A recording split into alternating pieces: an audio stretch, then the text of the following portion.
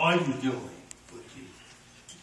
Because this question as yet has not been fully answered. Point made for your information. You will notice that Pilate's wife didn't come herself.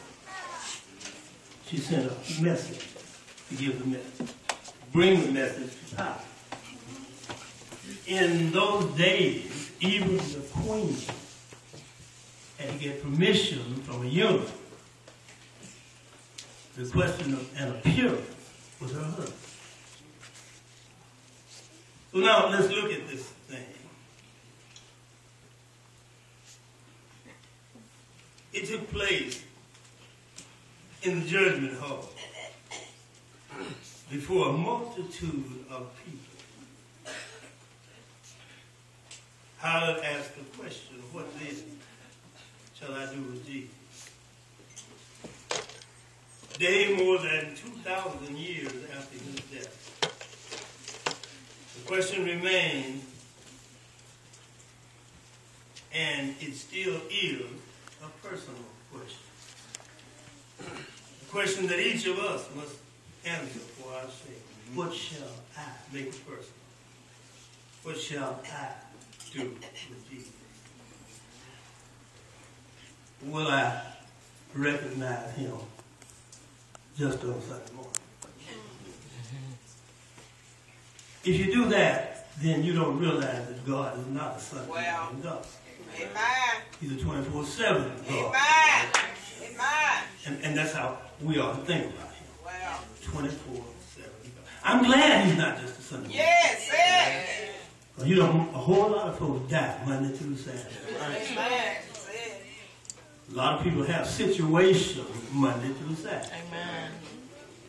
And what if you tried to pray on Tuesday and the Spirit said, call me back Sunday? So what shall I do with Jesus? Will he be that Bible sitting on the table full of dust? Because I will open it. I got it. See, sometimes you ask the question, how many of y'all got Bible? All the hands. How many of y'all read the Bible? It gets shorted then. Because we don't want nobody to know we don't read. But we ain't going to. Over time, the Bible is always among the best sold books. And for many years, and maybe now I haven't looked recently, it was the #1 bestseller, which is wonderful. But you know what's going to be even more wonderful is when it becomes the best read book. Not just the bestseller, but the best read. People buy Bibles so that somebody comes to the house, you know, it's displayed prominently, and they know you're on the Bible. But they don't know you and God know what you do with the Bible. You may be using a bookend, a doorstop. And be surprised what people use Bibles. They use it, some people use it for everything but what it was meant to be used for. Now let's look at something else. Why was it so important for the scribes, Pharisees, and the rest of the Jews to try and destroy Jesus in the first place? Pilate knew that he had committed no crime.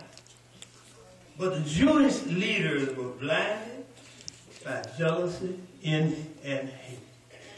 And that's the reason some of us, we really never get anything out of service, because our focus is on being jealous of what somebody's wearing, what kind of house they live in. Or we're envious because they got a little better job than we have. And we hate them for some miscellaneous thing they may have said to us. And so we walk around miserable because we haven't learned how to allow Jesus to be effective in our lives. Now, Pilate told them, you know, look, Roman law is not condemning him. Jewish law. So why don't you take it and punish him under your own law? But under Jewish law, they could punish him But they didn't just want him punished, they wanted him dead. So he said the power of our law makes no provision for us to kill anybody. That's why we want you killed. Sometimes we get other folks to do our dirty work. Right. You know, we want it done, but we don't want to do it. So we make excuses and try to talk somebody else into it. But that does not relieve us of the responsibility.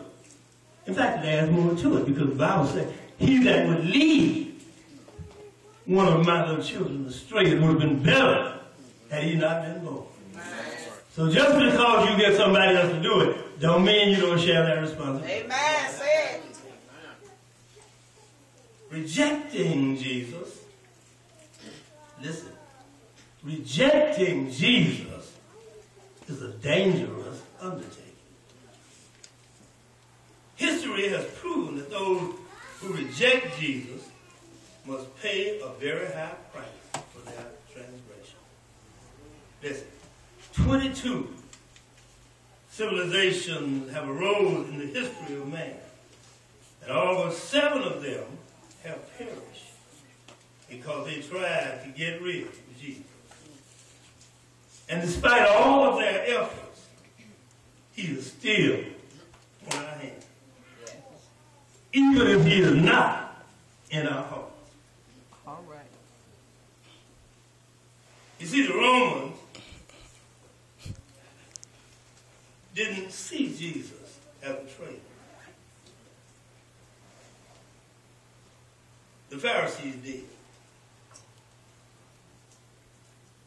To the Pharisees, he was a traitor, a deceiver, and a heretic. To the zealots of his day, he was a coward.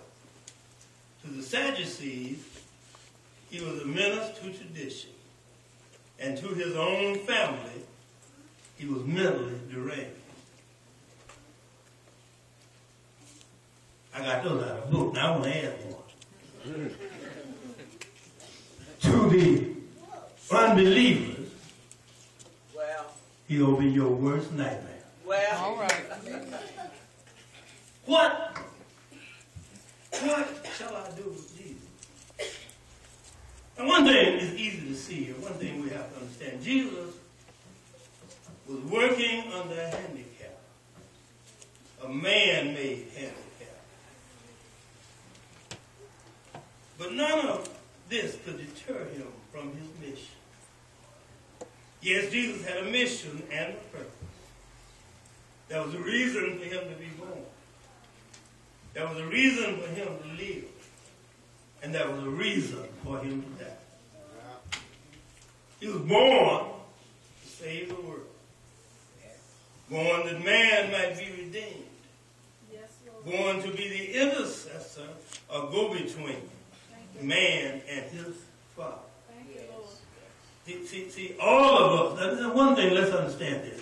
Nothing is happenstance. Everything that happens, there is a reason and a purpose for it happening. That's why Solomon wrote the 3rd chapter of Ecclesiastes, there is a time and a purpose for everything under the sun. And for Christ's sake, if you're a child of God, I don't ever hear you say lucky. I ain't lucky about nothing, but I'm blessed by everything. Yeah. And I thank God because when you get him in your life, you don't have to rely on nothing. Because see, blessings are always good. All good and perfect gifts come from above. Blessings are always good. Luck can be what? Good or bad. That's right. And most of the time you rely on luck, it's going to be bad. That may not seem bad at the time, but the end result will be bad. Why? Because if you're relying on luck, you have not accepted this God I'm talking about. Well. You say, but you haven't. Well. If you rely on luck. I used to say that before I knew the Lord. But once I learned better, I started trying to do better. Well. So when I go to the hospital now and I have surgery and I'm sick and the doctor say, you know, what you had to cure somebody, you're real lucky. I say, wait a minute. Right. I'm not lucky. I'm blessed. Right. So now when I go to the doctor, you know, some of them are a little uncomfortable with that. So they'll say, I'm so glad you got better. And I say, yeah, thank you. Don't tell me I'm lucky. No, I don't lucky having to do this. Right. One songwriter said, No, that's true. if it wasn't for bad luck, I'd have no luck at all. Man. And that's the way luck works. So, but here is Jesus, as I said, born to save the world. Now, some people look at Isaiah, that part that said he was bruised for our transgressions and all that stuff. And by his stripes, we are healed. And then some folks will tell you if you're sick, it's because you ain't got enough faith. If you got cancer, diabetes, you ain't got enough faith. Faith didn't have nothing to do with that sickness. Because that was not his purpose for coming. Oh yeah, he healed some sick, he raised some dead, he fed some hungry, he clothed some naked, but not for them.